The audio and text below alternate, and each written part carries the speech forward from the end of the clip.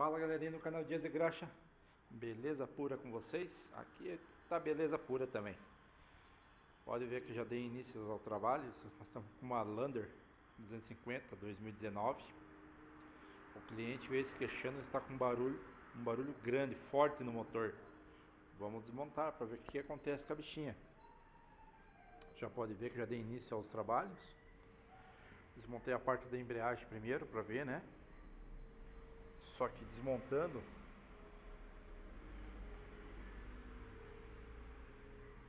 já encontrei pedaço de rolamento.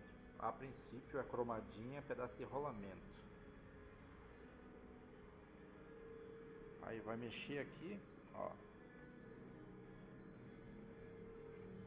Ó, travou, ó.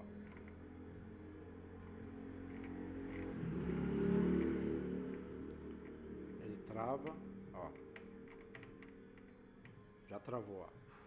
Travou. Então, tô desmontando as peças do motor para poder sacar o motorzinho daqui. E vamos desmontar o motorzinho para ver que situação que encontra esse rolamento aqui do outro lado do mesmo eixo. A princípio fazia um barulho muito grande. Vocês não têm noção do barulho. Parecia que tinha... Mesma coisa que esfregar um monte de areia no chão, assim, sabe? Aquele barulho forte mesmo. Então, a princípio, vendo visualmente é o rolamento, né? Mas vamos desmontar para fazer a limpeza correta, examinar engrenagem por engrenagem para ver se não machucou os dentes e o restante dos rolamentos que está aí dentro, sabe?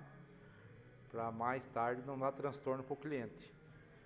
E já voltamos aí com o motorzinho aberto e as peças danificadas. Então geralmente eu faço no máximo 2 vídeos. Essa aqui vai ser 3 vídeos.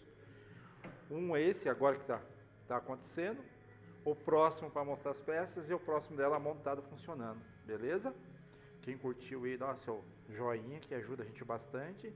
E bora lá. Dias de Graxa. Partiu.